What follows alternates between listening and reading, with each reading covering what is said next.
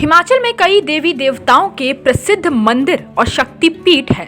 इसीलिए हिमाचल प्रदेश को देवभूमि के नाम से पुकारा जाता है। इसी देवभूमि में एक प्रसिद्ध देवी ऐतिहासिक स्थल कोटे वाली माता का मंदिर भी है। कहते हैं इस मंदिर में मांगी मुराद कभी खाली नहीं जाती। आइए जानते हैं इस मंदिर के इतिहास के बारे में। माता कोटेवाली का मंदिर राजा का तालाब से करीब 4 किलोमीटर की दूरी पर पंचायत गुरियाल के कोटे वाले जंगल में स्थित है। राजा का तालाब में मां कोटेवाली माता का विशालकाय गेट बना हुआ है। कोटेवाली माता मंदिर में साल भर श्रद्धालुओं का आना जाना लगा रहता है। कथा अनुसार 12वीं शताब्दी में दिल्ली के शासक आनंदपाल तोमर ने दिल्ली का सिंहासन अपने दोहते पृथ्वीराज चौहान को सौंपा। इस कारण आनंदपाल तोमर के संबंधियों ने विद्रोह शुरू कर दिया। चारों तरफ से विरोधियों से घिर चुके पृथ्वीराज चौहान ने हिम्मत नहीं हारी और विद्रोह को कुचल कर रख दिया।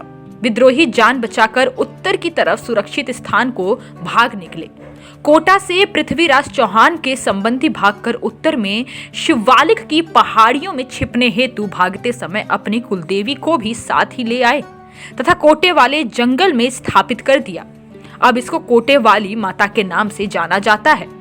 दंत कथा अनुसार कहा जाता है कि गुरियाल गांव के दंपति के घर कोई औलाद नहीं थी। दंपति ने मां कोटेवाली के दरबार में जाकर मन्नत मांगी तथा मन्नत मांगने पर दंपति के घर में कन्या पैदा हुई। कन्या दिनों दिन बड़ी होती गई तथा परिवार मां के दर शीश झुकाना भूल गया। एक दिन लड़की अचानक से कहीं गुम हो गई। परिजनों ने उसको काफी तलाशा लेकिन कहीं कोई पता नहीं चला। आखिरकार उनको माता की याद आई तथा दंपति दौड़े दौड़े मां के दरबार में पहुंच गए। उन्होंने मां से क्षमा याचना तथा रोते बिलखते गिड़गिड़ाने लगे। मां की कृपा से लड़की मां के दरबार के पीछे से निकल आई। दंपति खुश हो गया। दंपति ने लड़की से पूछा कि आप कहाँ गई थी? तो लड़की ने कहा कि मैं अपनी अम्मा से मिलने आई थी। अम्मा ने मुझे हलवा पूरी खिलाई। इसके बाद माँ की जय जयकार होने लगी तथा माता की ख्याति दूर दूर तक होने लगी। वर्ष 1971 से इस मंदिर के रखरखाव का जिम्मा गुरियाल गांव की मंदिर कमेटी के हाथ में है। इस मंदिर में हिमाचल के अलावा बाहरी राज्यों से भी श्रद्धालु आते हैं तथा मन्नत मांगते हैं। मन्नत पूरी होने पर मंदिर में सुखन देने के लिए आते हैं। पहले मंदिर में बकरों की बलि दी जाती थी, लेकिन बलि प्रथा पर प्रतिबंध लगने के उपरांत अब इस प्रथा को मंदिर में बंद कर दिया गया है। अब मंदिर में मात्र मीठा प्रसाद ही चढ़ाया जाता है।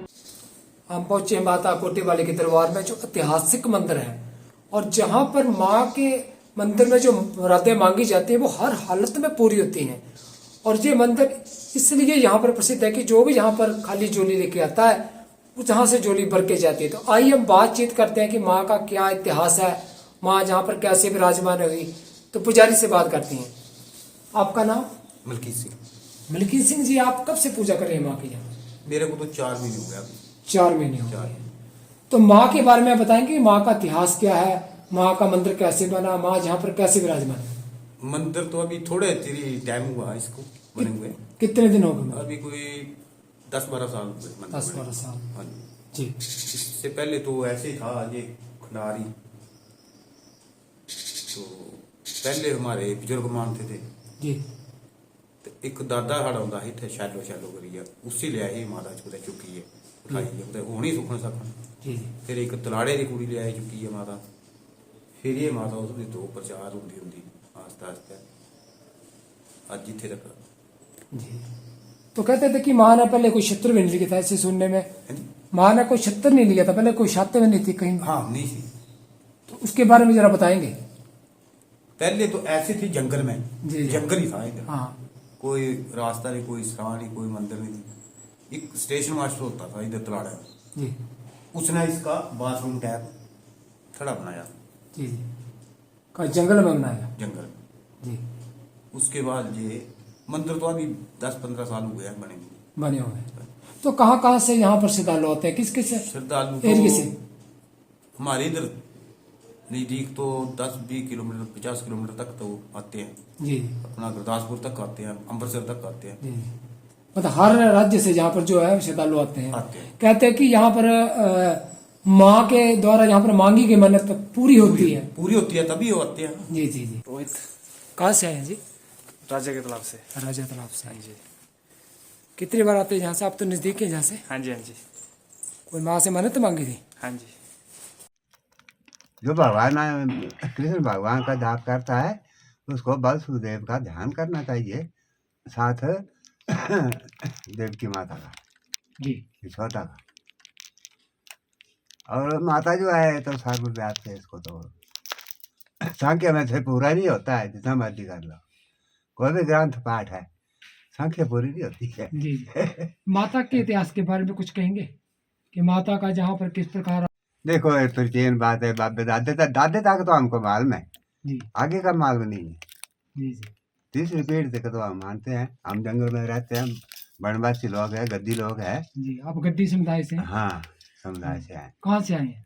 हम चंबा से हैं। चंबा से। कितने दिन हो गए आपको यहाँ पर? यहाँ तो दादा है हमारा, दादे से भी पहले आए हैं। तो दादाजी कब आए थे आपके यहाँ पर? वो बहुत देर पर 70 साल की उम्र तो हमको हमारी हो गई है। जी जी।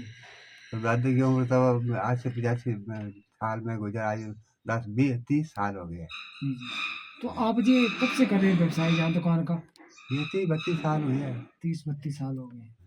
तो इसी से आपकी जीविका चलती है, यही काम है? यही काम तो कुछ और भी काम करते हैं? बस हमारी मोटी खेती बाती भी है। खेती बाती भी है। जी, धन्यवाद। इस खबर में फिलहाल इतना ही। तमाम अपडेट्स के लिए आप बने रहें हिमाचल प्लस न्यूज के साथ।